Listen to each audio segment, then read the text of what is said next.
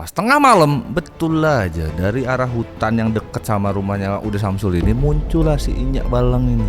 Inyak Balang ini malah ambil ancang-ancang ngebenturin badannya ke rumahnya Uda Samsul. Brak gitu.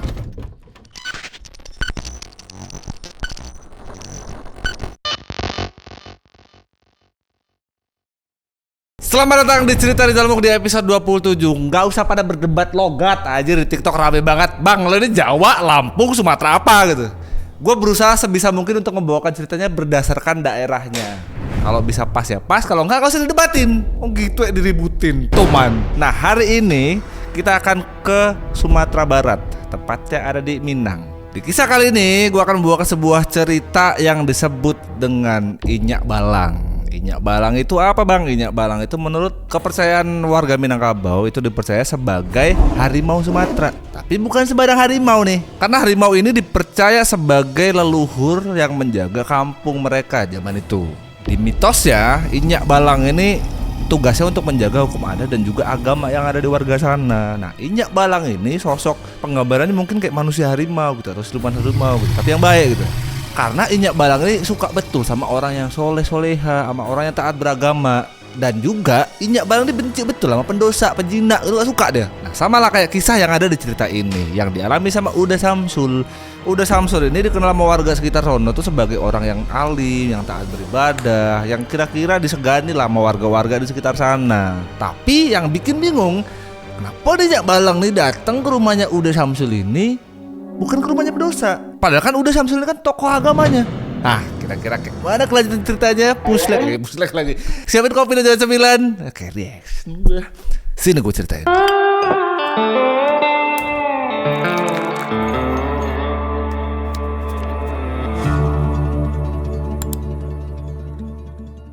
Cerita ini dimulai di tahun 1996. Berarti kita mundur sekitar 29 tahun dari tahun sekarang ini. Lokasinya di sebuah dusun yang tepatnya ada di Kabupaten Agam, Sumatera Barat. Nah, biar gampang untuk dipahamin situasi desanya tuh kurang lebih begini. Di tahun itu penerangan di sana tuh belum rata. Ya wajar karena 1996. Penerangan belum rata, orang tuh masih pada pakai petromak. Mungkin yang seumuran sama gue nih pada lihat lah kalau kita mau yasinan mau apa tuh pakai petromak tuh yang dipompa dulu. Nah, kurang lebih waktu itu masih pakai itu untuk penerangannya. Nah, di pinggiran dusun itu adalah salah satu rumah. Ciri khasnya bangunan rumah-rumah yang ada di Sumatera biasanya tuh rumah panggung. Bentuknya bukan yang pondasi tinggi gitu ya, papan panggung gitulah. Ciri khas rumah yang ada di Sumatera. Tinggallah satu keluarga yang ditinggali sama Bapak Samsul. Bapak Samsul ini dikenal sama warga sekitarnya itu sebagai orang yang lumayan disegani karena beliau ini imam masjid lah. Looknya dia sama tata cara dia bahasa jadi lembut gitu loh. Dan banyak kan warga yang tinggal di kampung itu kalau ngaji itu sama beliau inilah. Nah, Uda Samsul ini umurnya 40 tahunan.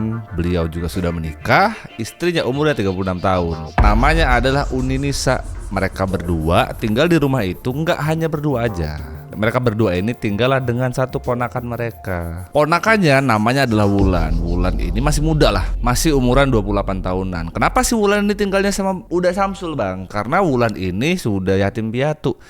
Jadi ya warga dan juga keluarga segala macam tuh mikir, kasihan ya Wulan ini ya yatim piatu, nggak ada siapa-siapa lagi. Makanya lah sama Uda Samsul ini udahlah, kau tinggal aja sama aku nih sama istriku gitu. Tinggallah di rumah itu. Di pertengahan tahun 96 di rumah yang mereka bertiga tinggali ini barulah muncul kejadian-kejadian yang nggak bisa dinalar gitu. Contohnya begini, waktu itu lagi masuk musim penghujan, yang harusnya kan dingin lah situasinya segala macam. Tapi di rumah itu yang dirasain sama orang-orang yang tinggal di sana, mereka bertiga ini nggak dingin, rasanya tuh rumah kayak gerah gitu loh, panas. Sama gak cuma itu aja. Jadi Uni Nisa ini kebiasaan harian dia ini masak jam 10 apa jam 11-an. Tujuannya biar kalau habis masak nanti waktu makan siang tuh masih seger. Tapi anehnya justru di situ, setiap dia masak jam 10, masuk jam 12, makanan yang baru 2 jam harusnya masih enak, masih seger, itu udah basi. Terus digentong rumahnya. Jadi kalau orang-orang di zaman dulu tuh air minum tuh sengaja diendepin di gentong yang terbuat dari tanah liat gitu. Nah, sama Uni Nisa inilah taruh situ juga. Tapi yang bikin aneh nih gini, air yang ada di gentong itu harusnya jernih karena diendepin gitu, justru warnanya malah jadi kuning keruh gitu loh. Terus baunya juga gak enak. Nah semua hal aneh di rumah itu tuh dirasain sama Uni Nisa. Dia pikir, ya Allah nih rumah kenapa gitu, kayak ada yang gak beres gitu loh. Tapi kenapa kalau dipikir-pikir keluarga Uni nggak pernah ada salah sama siapa gitu. Ada terbesit di kepala dia tuh kalau kayaknya ada yang nggak ini, dia kayak ada yang usil dia sama keluarga aku nih gitu. Tapi dia mau ngomong itu sama suaminya itu segan. Nah, semua kejadian itu tuh terulang-ulang terus berhari-hari. Mungkin yang lain tuh ngerasa, tapi nggak ada yang feelingnya kayak Uni Nisa ini. Karena emang kebetulan semua kejadian itu yang deket dengan Uni Nisa, kayak masak air lah, masak makanan dan segala macam itu kan dia yang tiap hari ngalamin gitu. Sampai ada satu waktu tuh sabarnya dia ini udah kelewat lah batasnya. Ada kayak pusing. Aku nih tiap hari masak nih nasi basi terus gitu. Air udah kundepin berapa hari sampai seminggu juga masih keruh gitu. Bingung lah dia. Sebetulnya dia ini bukan tipikal yang percaya sama hal-hal yang aneh-aneh. Segala hal tuh harusnya bisa dijelaskan sama logika. Cuman karena dia khawatir, segitu sayangnya dia sama lakinya nih, dia khawatir kalau lakinya ini kenapa-kenapa gitu loh. Takut-takut kalau ada orang yang gak seneng atau gak suka sama Uda Samsul ini. Makanya lah dia kepikir, ngomong lah aku nih kayaknya. Apalagi waktu 1996 itu di sekitaran kampung dia ini yang begitu-begitu tuh kayak dukun santet segala macam itu lagi rame. Walaupun satu keluarga itu nggak pernah bahas soal itu. Puncaknya ada satu malam mereka bertiga tuh lagi satu meja makan malam. Terus situasinya di luar tuh lagi hujan gede, hujan lebat, petir gede segala macam. Tapi yang dari sana mereka Uni Nisa ini makin yakin gitu kayak ini di luar ini masih hujan deras gitu, tapi kita bertiga ini keringetan gitu.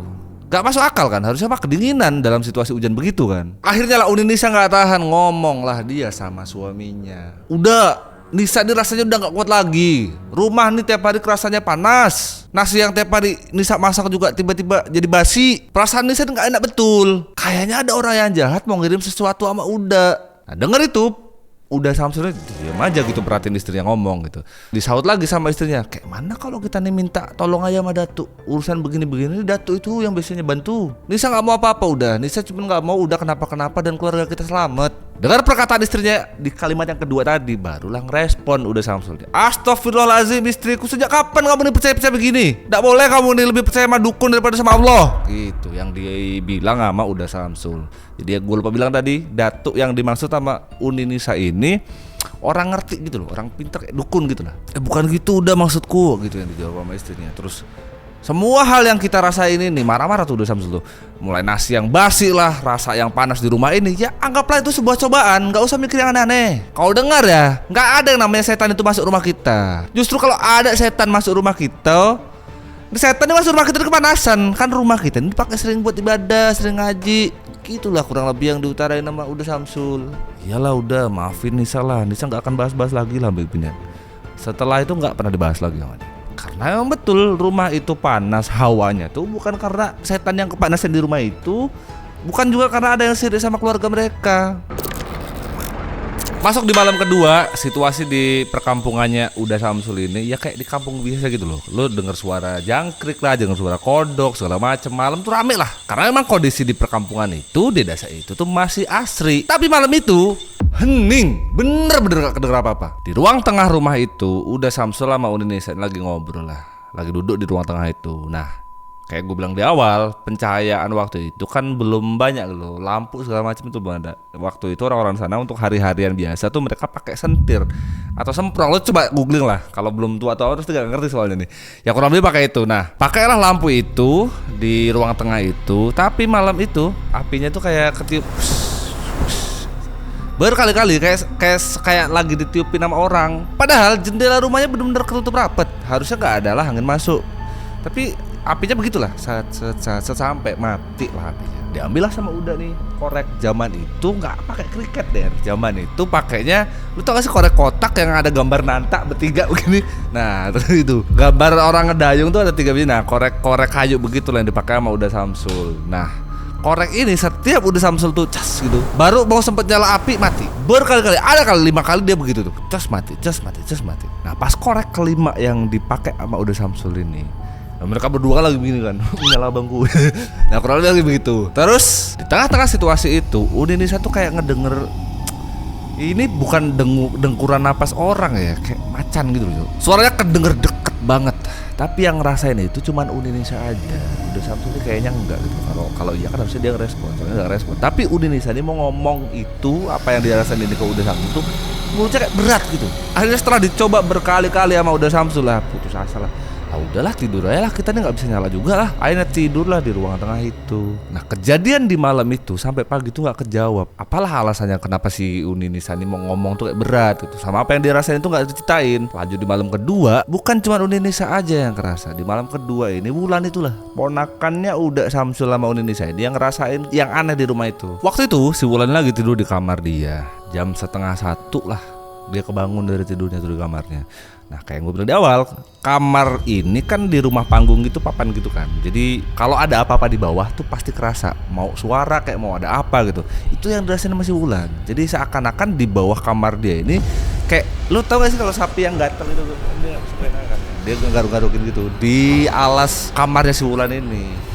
Yang dirasain dia di bawah ini kayak ada sesuatu karena ada suara sama lantainya tuh apa yang ngangkat-ngangkat gitu loh, kayak ada yang ngedorong-ngedorong dari bawah. Dan gara-gara itulah si Wulan kebangun. Itulah alasan dia kebangun tadi. Kayak rasanya kayak ada binatang besar yang lagi muter-muter di bawah lantai kamar dia ini. Itu terjadi sepanjang malam sampai pagi. Nggak tidur lah si Wulan sampai pagi. Jadi dia cuman duduk di kasur gitu, di pojokan kasur gitu, duduk sambil ngeliatin yang muter-muter tadi itu. Soalnya di lantai itu angkat-angkat gitu loh. Dia tahu betul apa yang ada di bawah kamar dia ini. Besok malamnya di sekitar jam 10-an di kampung itu ada namanya Lapau. Lapau itu biar kita gambarannya jelas nih. Lapau tuh kayak warung kopi. Nah di tempat warung kopi itulah banyak bapak-bapak tuh duduk-duduk lah sambil ngejagain ini lah lingkungan segala macem gitu ya, main-main gaplek lah atau apa gitu ya. Nah di saat bapak-bapak lagi pada duduk situ ada kucing. Ada satu bapak-bapak tuh yang lus-lus kucing gitu lah. Nah, waktu lagi asik-asiknya bapak-bapak ini pada ngobrol, kucing itu tiba-tiba lompat di pangku kita dilus-luskan, lompat dia. Lompat ke arah tempat yang gelap. Nggak tahu lah apa yang dilihat sama dia. Maju ke sana dia. Tapi nggak lama, karena waktu dia maju ke sana nggak lama dari itu kucing itu mundur pelan-pelan, mundur terus lari di bawah kolong. Kayak seakan-akan ngelihat sesuatu yang nggak dilihat sama bapak-bapak itu. Bapak-bapak yang lagi pada ngopi di Lapau tadi bingung. Apa lagi kucing nih? Balik lagi gitu. Tapi kayak ketakutan gitu. Gak lama dari itu kedengarlah suara kedubrak. Ada salah satu kandang sapi milik warga. Gak tau lah kayak yang didengar sama mereka nih harusnya sapi yang nendang kandang gitu loh. Apa tuh dah? Tengok aja lah ke sana. Ditengok lah bapak-bapak itu ke kandang. Sampainya bapak-bapak itu di kandang sapi itu betul kayak sapi ini gelisah gitu. Kurang lebih persis kayak kucing tadi. Gak bisa diem gitu. Kayak ngeliat sesuatu tapi apa? Sebingungan kan bapak-bapak itu di kandang itu. Diem mereka semua. Diem tuh kayak pada mikir masing-masing gitu. Di tengah-tengah situasi itu angin kayak lewat tiba-tiba aja. Dan bareng dengan situasi itu mereka semuanya nih bapak-bapak yang ada di kandang ini lah nyium kayak ini loh, pasti kayak tembakau kering. Salah satu dari mereka lah nyeletuk, innalillahi, udah tua marah besar ya. Kok bisa beliau nih turun gunung ini ke kampung kita lagi? Detik itu juga mereka semua nih bapak-bapak itu pada gemeteran badan. Besok paginya Pak Jauhar ini kepala dusun di kampung itu, dapatlah laporan dari warga. Beberapa warga tuh bilang kan malam itu hujan ya. Beberapa warga tuh bilang kalau mereka tuh nemu jejak kaki tapi aneh. Pak Jauhar ini lah bilang kalau sampai nanti turun betul nih bahayalah kampung kita. Dengar kabar itu warga yang ada di kampung itulah kumpul. Betul lah juga yang ditengok tuh betul-betul kaki harimau. Tapi ukurannya gede gitu loh. Sudah kumpul warga ramai begitu, Pak Jauhar lah bilang, ini jejak harimau ini gak sembarang yo. Kalau sampai ini jejak nih ke salah satu titik nih pasti ada yang gak bener di sana. Guys maaf ya kalau nggak bisa ya gue ya, kan nggak bisa semuanya logat gue harus bisa nih. Celakalah kampung kita nih kalau sampai ada yang bikin dosa besar. Akhirnya diikutinlah jejak itu rame-ramean sama warga. Tapi anehnya begini, kalau toh memang itu disebut jejak itu akan berhenti di tempat atau titik yang ada dosa besar, menurut warga sama Pak Jauhar ini bingung mereka. Ini kita nih udah lewat rumah orang pemabuk nih, tapi lewat gitu. Nggak berhenti di situ gitu, maksudnya jejak itu masih jalan terus gitu. Aman lah berarti lah, bukan dia nih. Lewat lah juga di rumah rentenir, bukan juga. Soalnya lewat juga ya, bukan lah berarti bukan ini juga gitu. Ikutin lah jejak itu sampai berhentinya titik dari jejak harimau ini. Berhentinya itu malah di rumahnya Uda Samsul. Bingung lah mereka, Uda Samsul ini kan nggak mungkin. Yang ditemukan sama Pak Jauhar dan warga, jejak itu betul di rumahnya Uda Samsul, terus muter-muter loh, kayak keliling aja di rumahnya Uda Samsul, banyak kali jejaknya. Ngelihat situasi itu warga tuh gak nyampe gitu loh, kayak kenapa bukan di rumah pendosa gitu, kenapa malah di rumahnya Uda Samsul. Salah satu warga lah nyeletuk begini, loh kok ke rumah Uda Samsul, udah salah alamat lah ada tua ini. Jangan seujon, Mungkin nih Inyak Balang nih datang buat lindungin Uda Samsul. Uda Samsul ini kan orang alim. Mungkin ada jin yang mau ganggu dia nih. Makanya Inyak turun ini untuk ngelindungin dia. Buat yang belum tahu, karena baru kesebut nih ya, Inyak itu menurut kepercayaan orang Minang sana, dia itu sosok harimau Sumatera, tapi bukan harimau sembarangan. Karena dipercaya sebagai harimau leluhur yang ngelindungin kampung di sana. Mitosnya Inyak ini ngejaga hukum adat dan juga agama. Dia ini sayang betul sama orang yang taat sama agama. Makanya warga tadi nggak nyampe loginya, kok bisa Inyak ini turun tapi di rumahnya Uda Samsul. Belum lagi ada satu hal yang paling dibenci sama si Inyak ini. Inyak ini nggak suka sama hal-hal yang kotor, nggak mau lah sama pendosa. Kalau sampai ada pendosa di salah satu kampung gitu, mitosnya si Inyak inilah turun untuk ngeberesin itu. Makin bingung kan warga kan, terus kenapa ke rumah Uda Samsul nih? Gosip lah mereka. Itulah kurang lebih yang dijelasin sama Pak Johari ke warganya. Ngedengar itulah warga lah bangun-bangun gitu, Masya Allah, baik betul ya Uda Samsul ini ya. Jadi warga di sana tuh sepakat kalau Inyak ini datang tuh untuk ngejaga Uda Samsul. Tapi namanya orang kan penasaran ya. Setelah hari itu, besok malam itu orang tuh pada ngejaga di sekitar rumahnya Uda Samsul. Penasaran gitu, apa sih sebenarnya yang terjadi? Ada betul aja malam itu ditungguin sama warga tuh kayak ronda tapi deket-deket sana aja gitu. Karena mereka penasaran apa sih bentukannya kayak mana gitu. Tapi ditunggulah sampai pagi gak datang. Masuk di malam selanjutnya, malam itu hujan deras. Terus kebetulan juga di malam itu tepat tanggalnya di malam Jumat Kliwon. Udahnya hujan deras, anginnya kenceng betul malam itu. Pak Johari itu keluar lah dia, ketemu sama orang-orang yang lagi pada ngopi di tempat biasa itu. Kau mau ikut awak gak? Jadi diajak lah bapak-bapak yang pada ngopi itu untuk berjaga nih, tapi di samping rumahnya Uda Samsul. Masih penasaran betul nih. Awak ikutlah. Awak juga pengen tengok gitu bentuk aja Inyak tuh kayak apa gitu. Ikutlah mereka akhirnya. Jadi pakai jas hujan gitu, hujan-hujan berjaga di samping rumahnya Uda Samsul. Tapi agenda mereka malam itu tuh diam-diam. Jadi kayak nyelinap-nyelinap ngintip-ngintip gitulah. Kita duduk aja di sini ya, kita tunggu sampai pagi nih. Biar sama-sama kita lihat dibentukannya kayak apa. Pas tengah malam, betul aja dari arah hutan yang dekat sama rumahnya Uda Samsul ini muncullah si Inyak Balang ini. Pak Johari sama kawan-kawannya tadi tuh udah expect kalau yang datang tuh bakal harimau, tapi mereka nggak pernah punya ekspektasi kalau harimau nih, na'udzubillah, ukurannya gede betul. Menurut mereka tingginya tuh kayak sapi dewasa lah. Warna belangnya kelihatan jelas, sama matanya tuh kuning menyala gitu. Mereka ini sambil ngintip gitu sambil, Masya Allah gagahnya yang jaga Uda Samsul nih. Diperhatiin betul-betul sama mereka tuh. Betul, harimau itu muter di rumahnya Uda Samsul nih, berkali-kali muter-muter. Nah kau tengoklah tuh, lagi jaga rumahnya Uda Samsul tuh, muter, diputerin terus. Nah abis ini dia pasti berhenti nih, duduk di depan gitu. Tungguin sama mereka, nggak berhenti-berhenti, masih muter aja tuh harimau di rumahnya Uda Samsul ini. Tapi bukannya tuh harimau duduk nih, Inyak Balang ini malah ambil ancang-ancang ngebenturin badannya ke rumahnya Uda Samsul. Brak gitu, kenceng banget suaranya. Harimau ini nabrakin badannya ke temboknya rumah Uda Samsul ini, tepat di kamarnya Wulan tadi.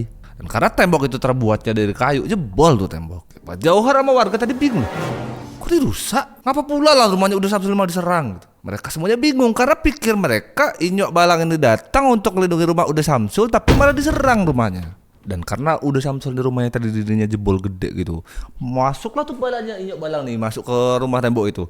Lo gak sadar deh apa yang ditengok sama Inyak Balang ini. Di dalam kamarnya Wulan ini adalah Uda Samsul sama si Wulan.